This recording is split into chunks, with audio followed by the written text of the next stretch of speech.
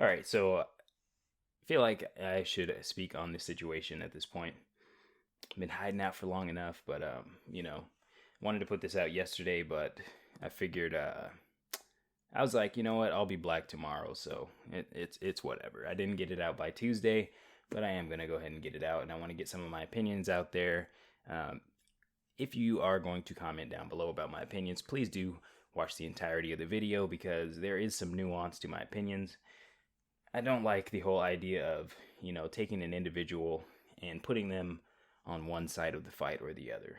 Some people have different opinions about different things, and I do want this video to be just as raw and unedited as possible. One, for time's sake, and two, just because I just think that it should just be a raw video. So I've got about 9 points here that I've written down. I've been doing a lot of thinking, a lot of reflecting, and I think that these are kind of the 9 things that I want to go over in this video. So the first one is racism. People have been racist for years, man. And I've got plenty of encounters with racism. Even coming up as a suburban black kid, coming up, in a wealthier family, you still encounter it. And one thing that I've noticed is that it really changes depending on what neighborhood you're in. If you're in a worse neighborhood, it gets worse. I could be walking around with, my cousins in a bad neighborhood and we're getting tailed. I could be walking around with, my white friends in a suburban, or, for those of you guys in Seattle that know, like in the east side, Redmond, Bellevue, and, it's not a huge deal. So there is the whole issue of it is a socioeconomic issue, which is my second point. Like the whole issue of race, I've experienced it through being, you could consider, a more affluent black person.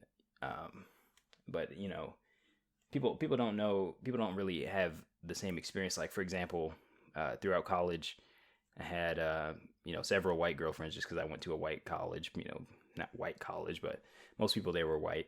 And one thing that was interesting for them was they would see people walk by of both races and they would look at us, look down at us when we were holding hands or something. And the person who I would be dating at the time would be like, why are they looking at us like that?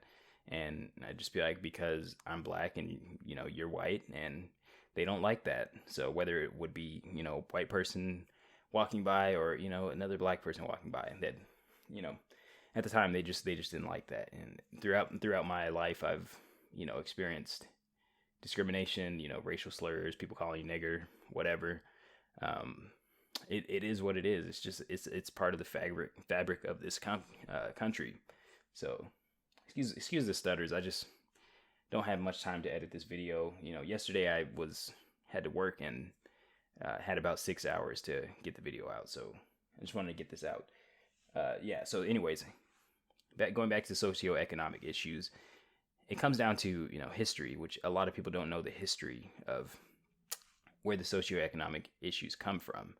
And to basically sum it up, some books that I recommend people out there. Obviously, I don't have all the information and I'm trying to gather it constantly. One would be Lies My Teacher Told Me. It talks about how the history books were rewritten to basically create this white narrative, essentially, that kind of suppresses voices of color.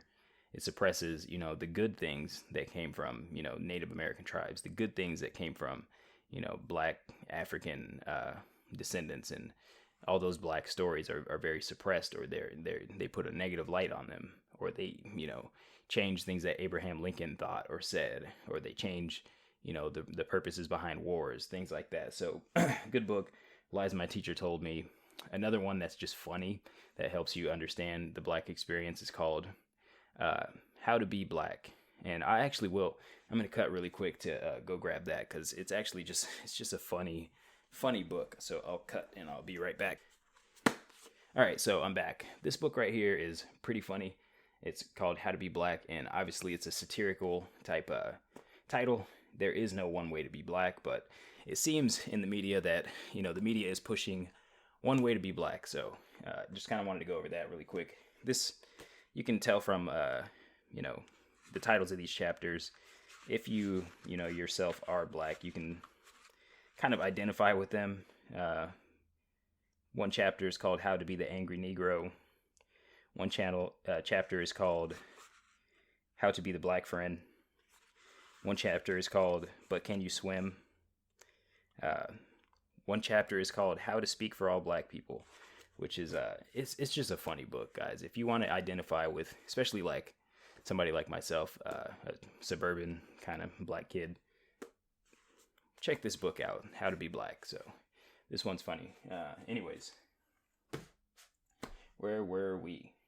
So we got here history, choices, culture. So history, if we go back through history, obviously if we go back far enough in history, we run into things like slavery, and slavery, goes into Jim Crow.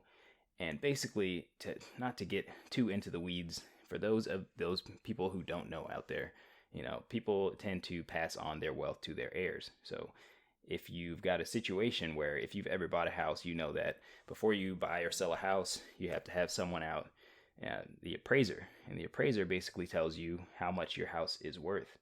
And based on what the appraiser says that your house is worth, that's how much you can sell it for. So in a racist system, what you essentially have is an appraiser that's going to come out, and they're going to tell you, if you're black or you're in a black neighborhood, that your house is worth less. They're going to tell you in a white neighborhood that your house is worth more. Most people's wealth is tied up in their houses or in their real estate or their business dealings. So mostly the house. So you essentially have a system that told one group of people that they are worth less than the other group of people. And then 40 years later, 50 years later, these people are economically downtrodden. Now, I'm not going to sit here and say there's no upward mobility in society. I think that is a fallacy. That's basically to say that my parents don't exist. That's basically to say that my entire life was a lie.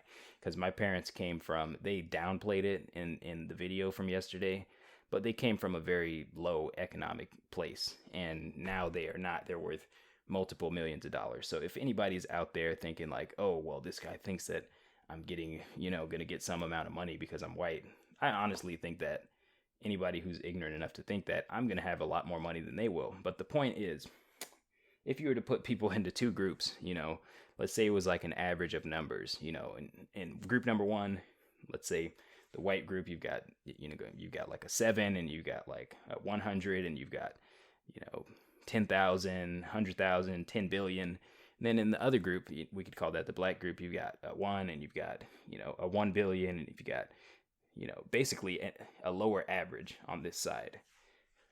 Just because someone is a low number on the white side does not mean that on average the white side does not have more money. So that's another thing, another topic for another day, paying attention to averages. But anyways, so next thing on here is honesty.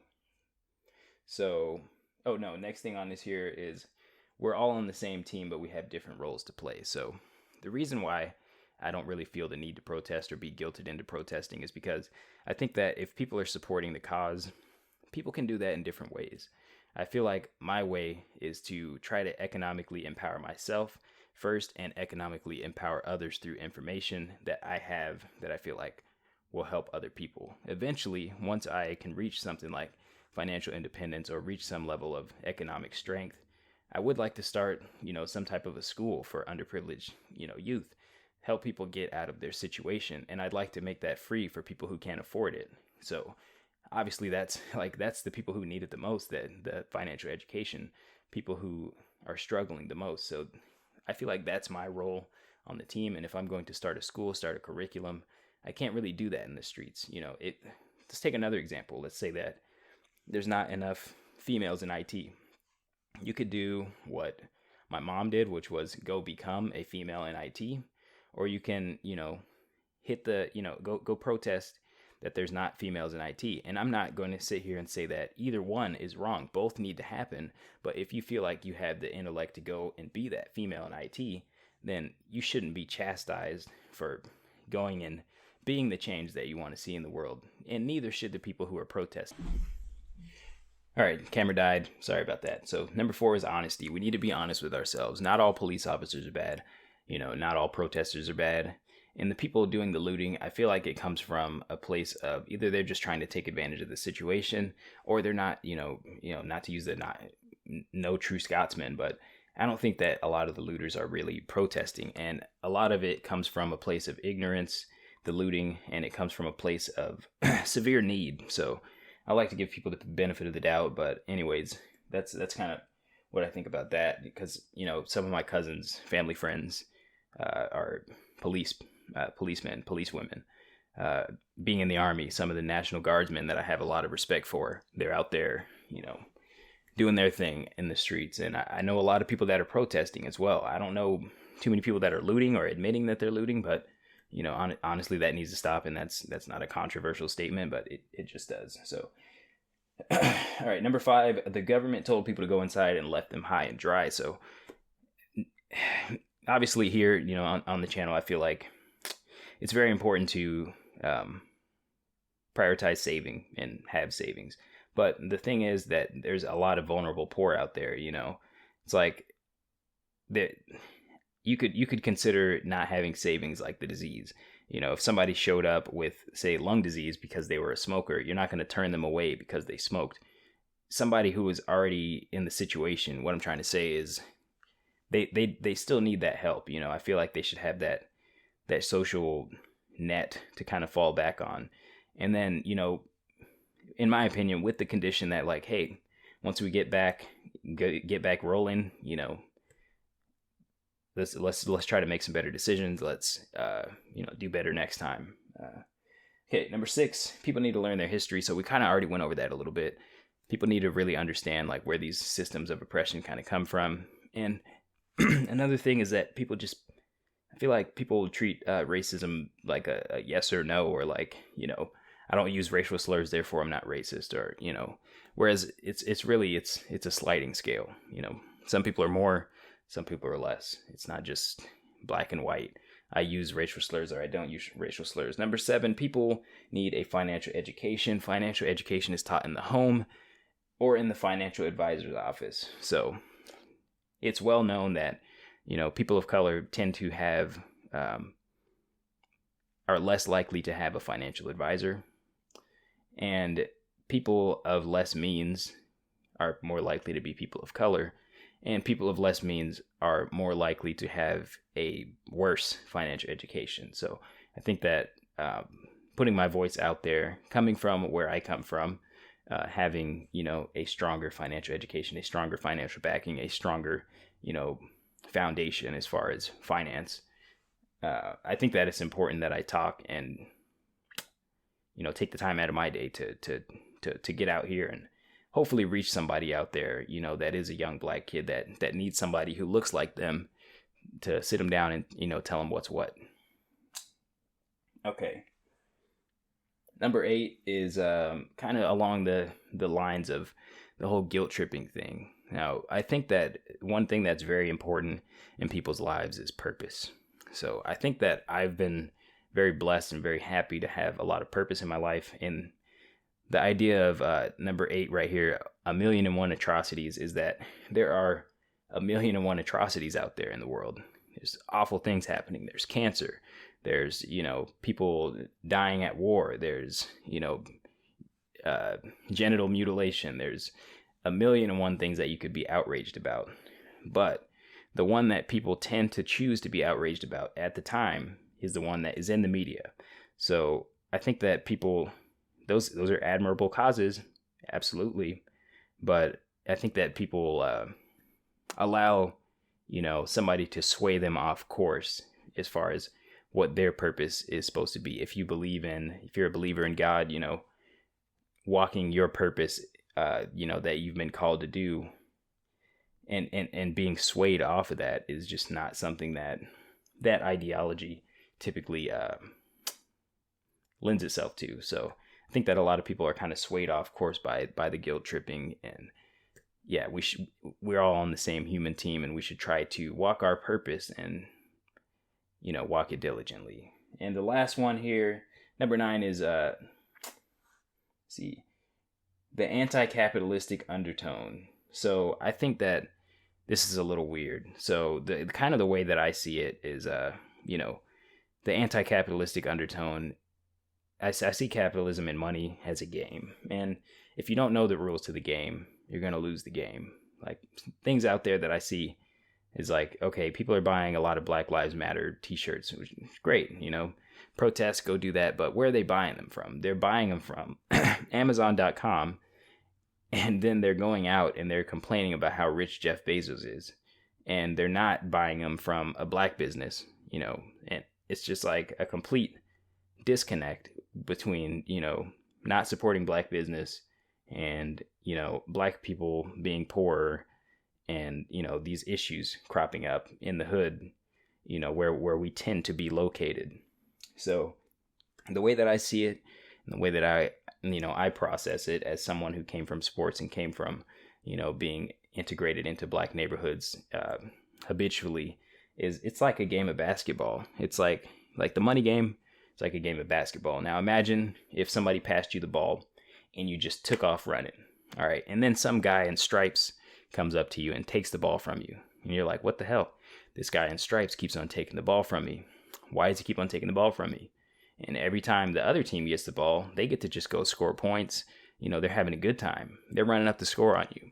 And eventually someone comes up to you and they say, hey, dude, when you get the ball, you got to dribble the ball. And then you start to dribble the ball and you start to put some points up on the other team. You're like, oh, maybe this game isn't so bad. That's the way I see it. A lot of people are out there getting that traveling violation, if you guys didn't catch that, and they don't understand the game of money. So that's what I'm here to do. I think that's my role on the team. Stop guilt tripping people out there. Stop, chastising your own team members, trying to be more woke than each other.